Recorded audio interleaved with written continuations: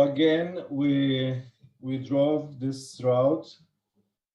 You see this road all the way from Jerusalem, all the way. And we went up this way. I don't know if you noticed, there's the army base here, but we continued all the way up this road, all the way to the parking lot. This is the parking lot where we parked our car. And this is how we're gonna tour the new discoveries of the Herodion. We're gonna take the new dirt road, walk together all the way into the new excavations. As you can see here, that's where they found the theater, and that's where they found a royal box inside the theater. It will get more clear as we dig in, but in general, this is how we're gonna tour.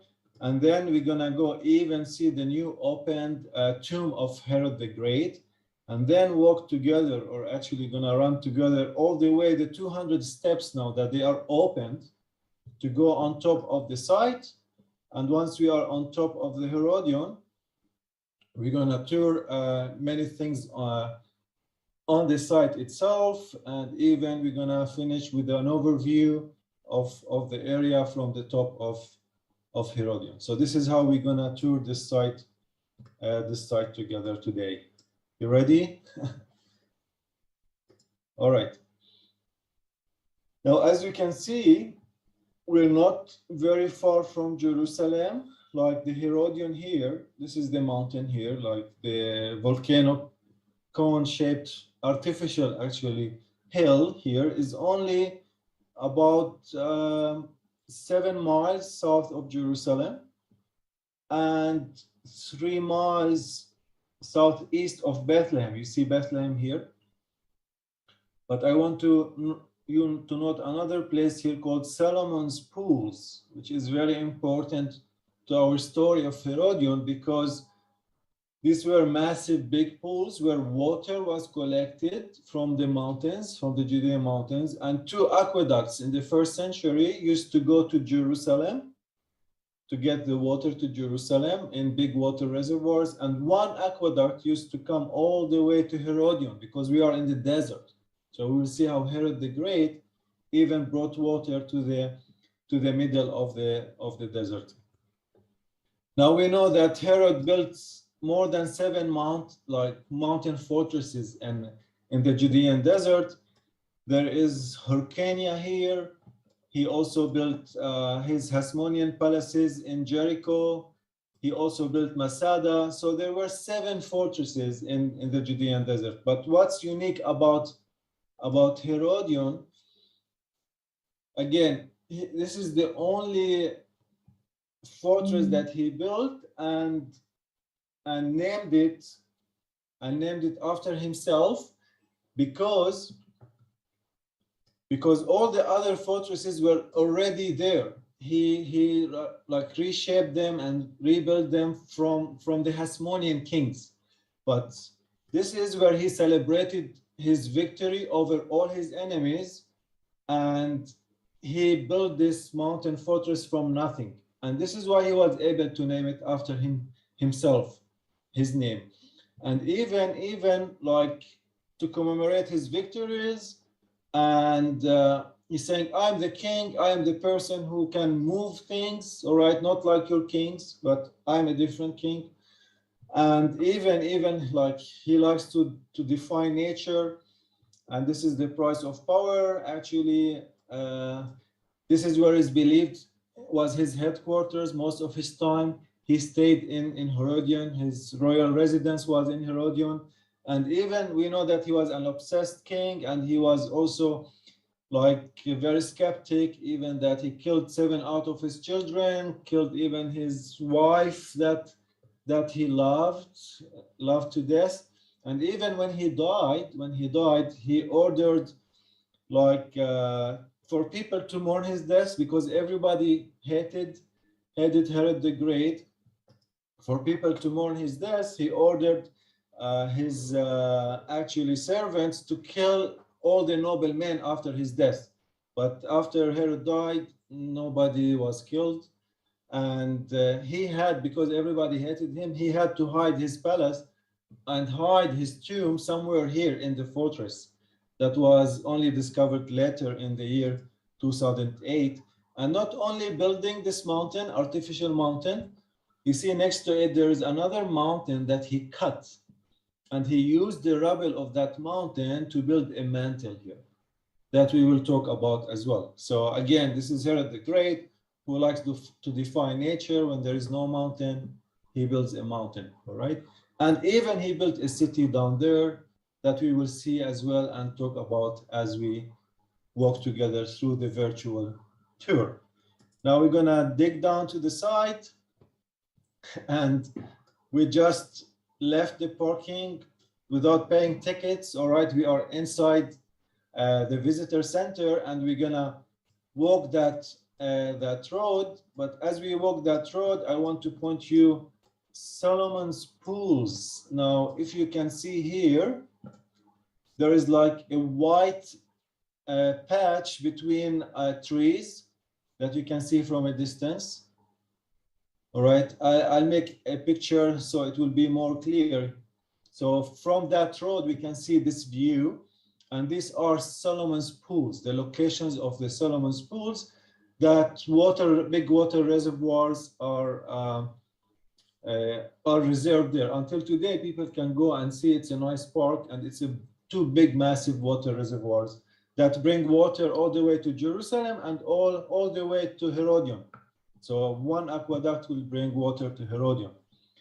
Then we will continue walking, and as we walk, you see these big round stones. Actually, what happened after the death of Herod and after the Jews revolted in the 1st century, 66 AD, this is when the Romans come and destroy Herodion, because the Jewish rebels took refuge and made this fortress their command post, like Masada as well. But this was destroyed before Masada. This was destroyed in year 71. So we're gonna continue through to Herod's tomb and the theater through the new path that we are walking on. So this is the new path we are walking on.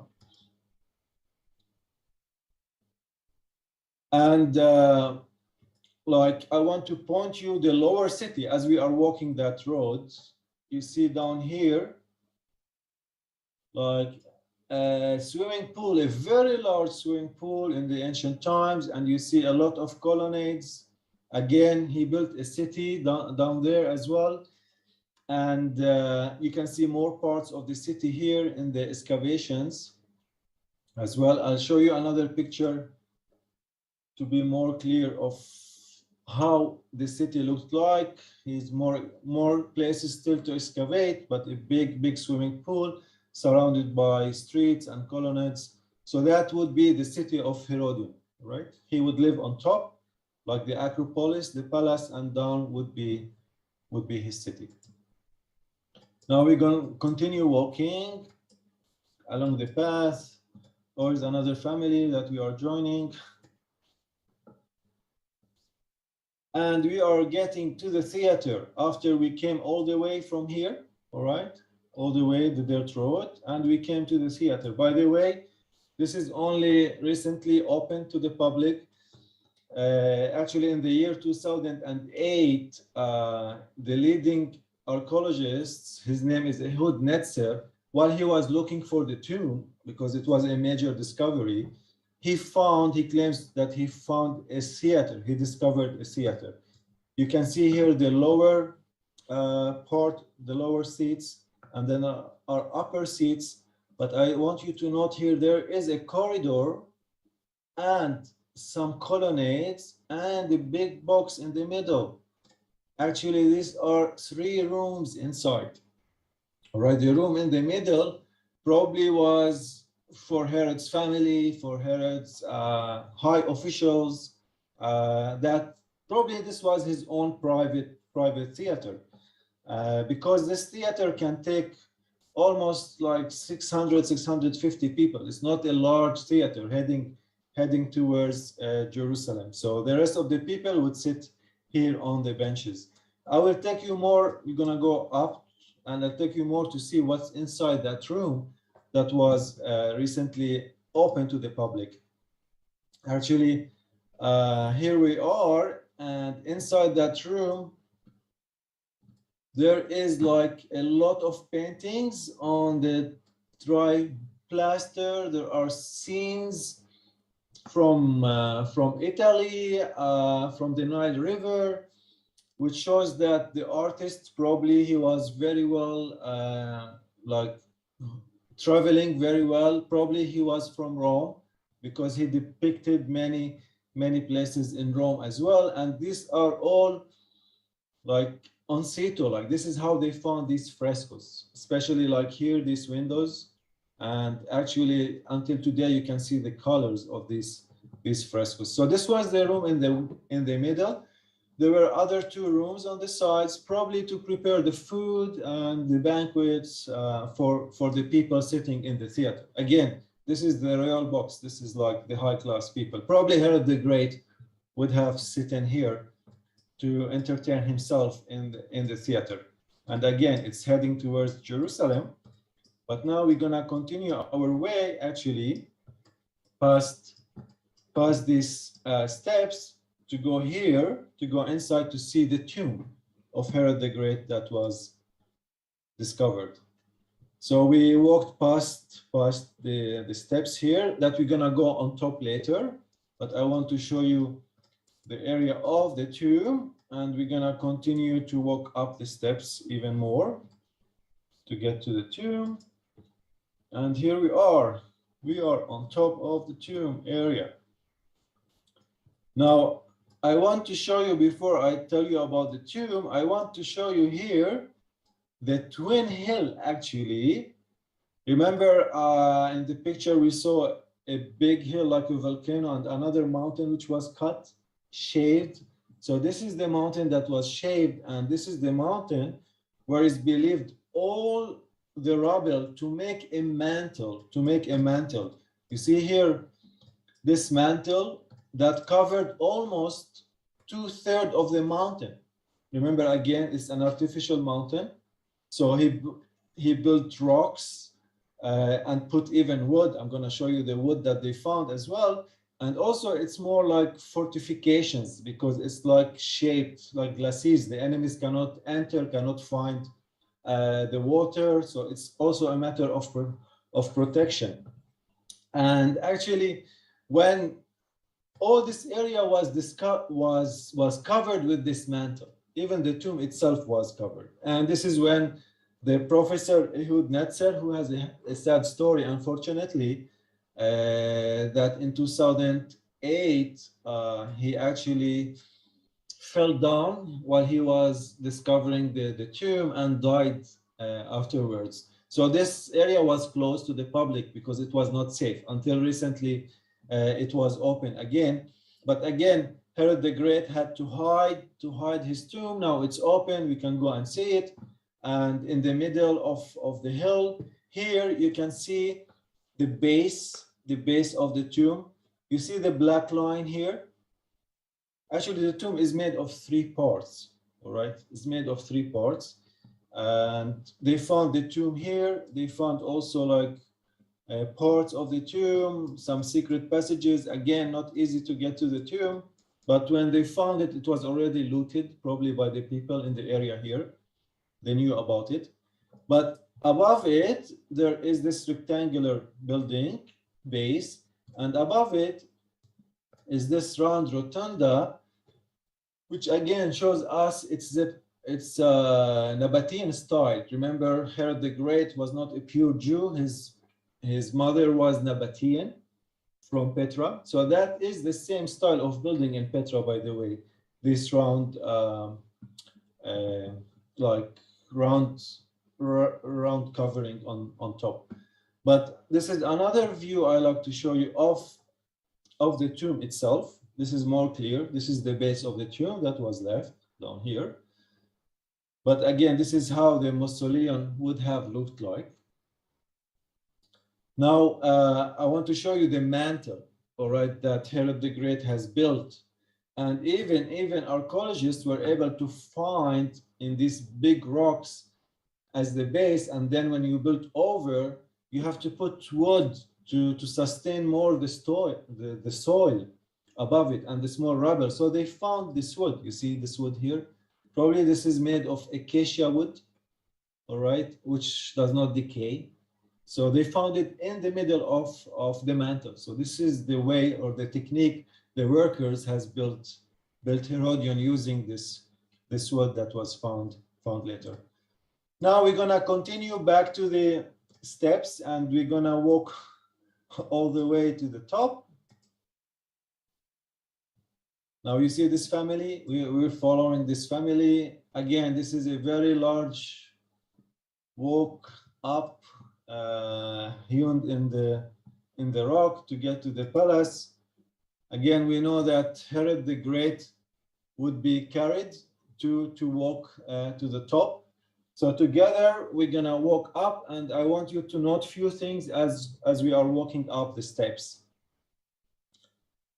Again, this is 200 steps.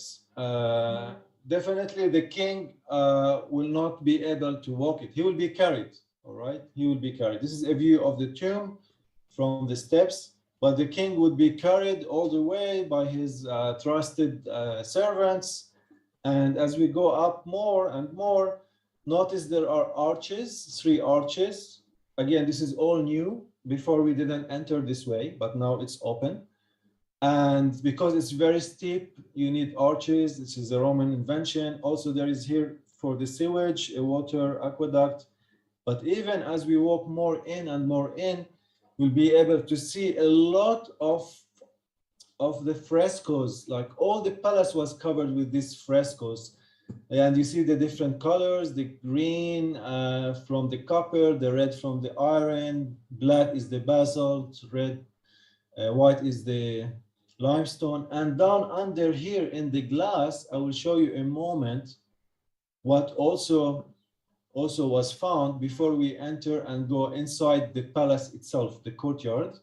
So inside here where I'm standing on top of the glass that I showed you is a better picture now. You can see 1st century wood. Now, again, how come this wood survived? Probably to use for the mantle, to use for roofs, and we are in the desert. So I would assume this is acacia tree, acacia wood, because acacia wood is very strong and does not decay. And like the bugs cannot get to it. So in that, remember acacia, the Ark of the Covenant, it's a twisted like umbrella shaped tree, which is hard to shape. But again, so this is probably that part of wood that was used in. So together, now we're gonna go into the palace itself. Now we enter this way. Remember all the frescoes, all up the steps. We enter this way. And I'm gonna take you in a few moments down here to see the cisterns and some secret passages. And even I'm gonna take you as well to the bathhouse to the right. They found a bathhouse as well. And even from a later period, they found a synagogue that I will take you to the synagogue. But inside the palace, this was a 7-story palace. But inside here, it was a courtyard where we are standing, open to the sky, all right, where there were gardens, reception halls. So again, that is Herodion. That is the king's own like fortress that he mostly would have stayed in and visited in. So we'll go first down to the cisterns. Water is important, remember? Now, even in the cistern, in this massive cistern, you can see the plaster, the ancient plaster until today. And again, you have to cover it by a thick plaster to avoid the water seeping down, else you will lose the water. It has to be covered so that it's not exposed to light, all right? So it doesn't become doesn't grow bacteria easy. And even you can see the ancient steps going down to get to the water. And even here in the picture, I see Andre, he's pointing, he's pointing on the ancient cistern. We were together when we done the videos. So from the cisterns, we're gonna go up, and I'll take you to the inside to the Roman bathhouse. Now, this is an amazing place, the bathhouse, because again, there are three areas. We are in the middle area, which is called the tepidarium, which is the medium hot. But there were three rooms. Probably this would be the hot room, the room inside here, the dark one. And outside would be another room.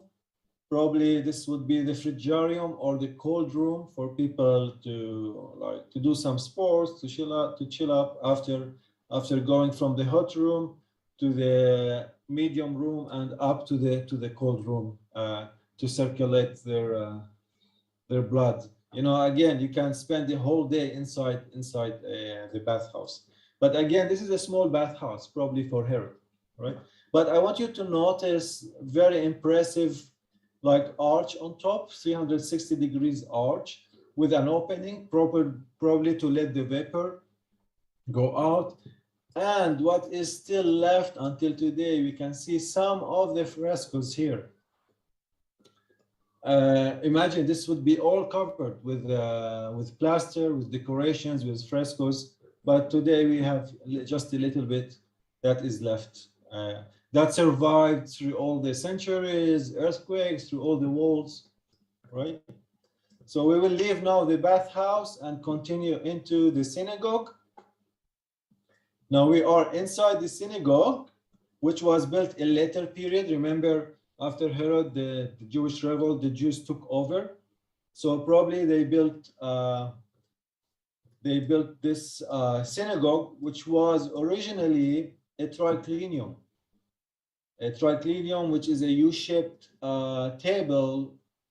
It's easier to serve when you have a U-shaped table that was used in the ancient Roman times, that they would sit and eat. Again, it's the Romans, all right?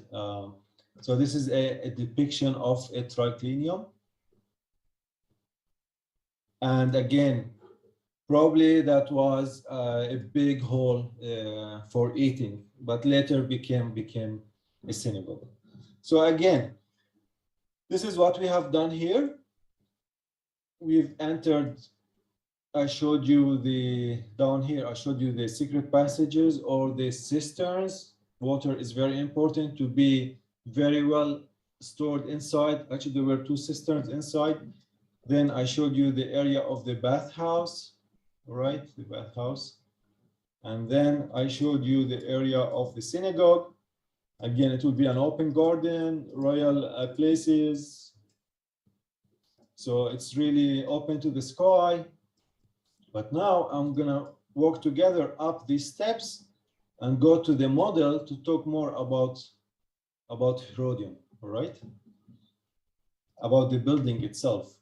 So we're gonna walk up all the way to the model here that you see on top. Now again,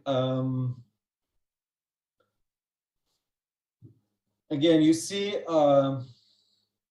four actually towers.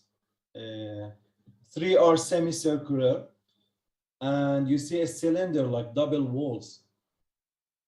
And then you see the eastern one is the biggest one and the most fortified one. So probably this is Herod's own like wing. 360 degrees view. He can see the desert, he can see the mountain, get all the breeze, the good breeze. Good to be the king. But here would be his soldiers in these passageways, here in this semicircular towers, also for fortifications, storage rooms. Again, 7-story high. This would be 50 feet higher than the rest of the towers. Like other fortresses, like the Antonia fortress and other fortresses had big towers.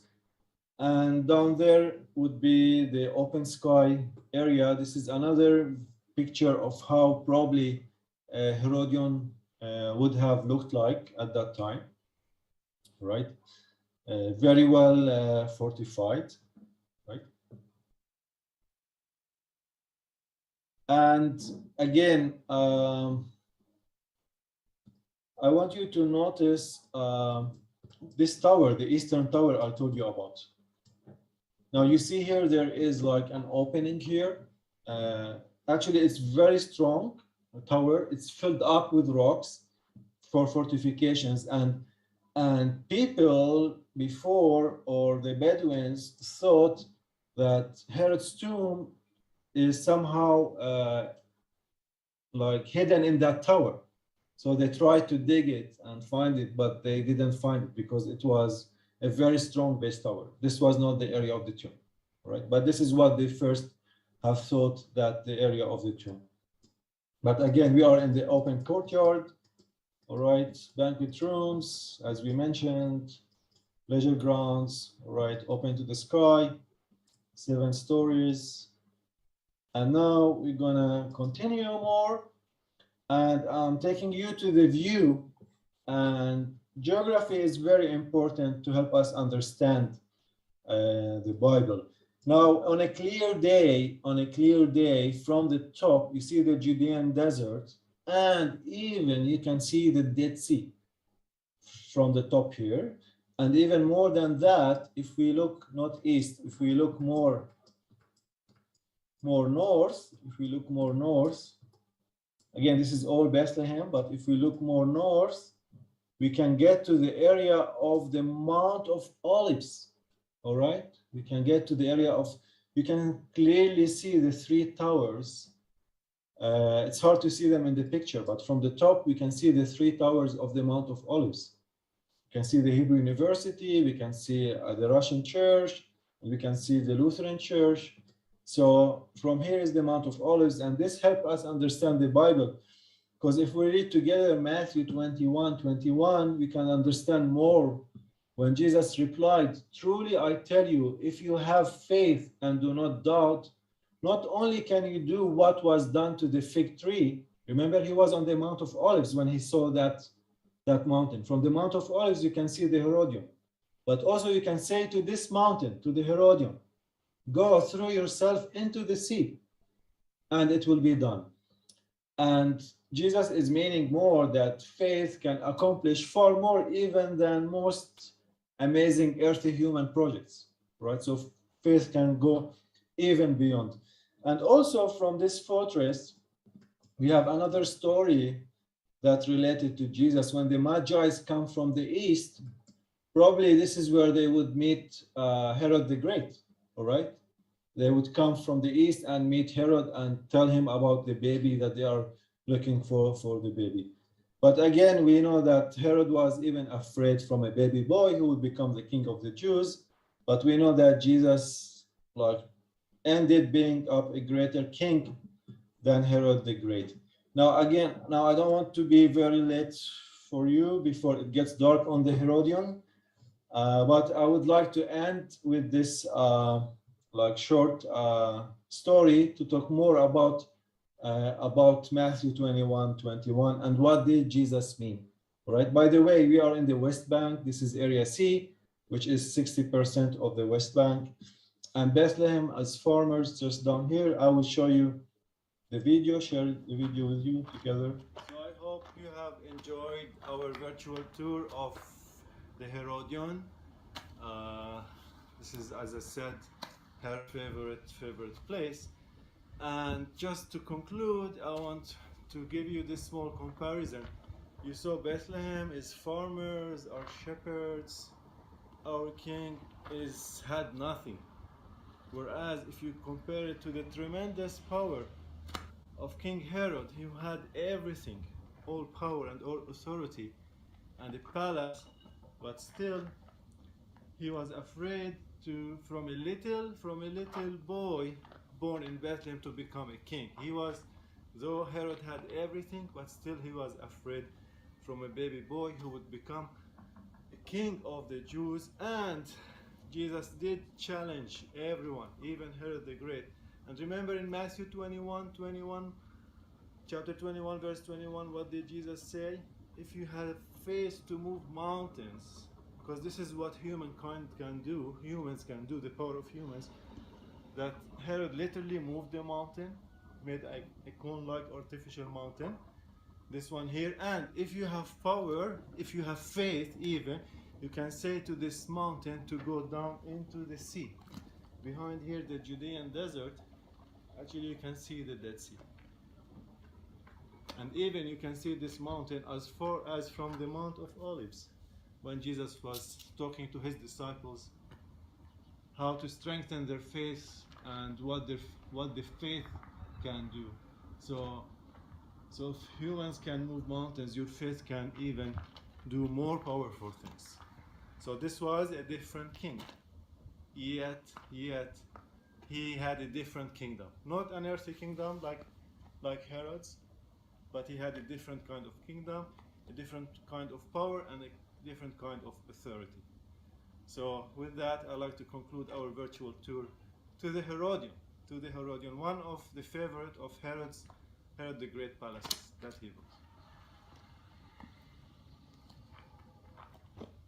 And see the Mount of Olives from here, the 3 towers.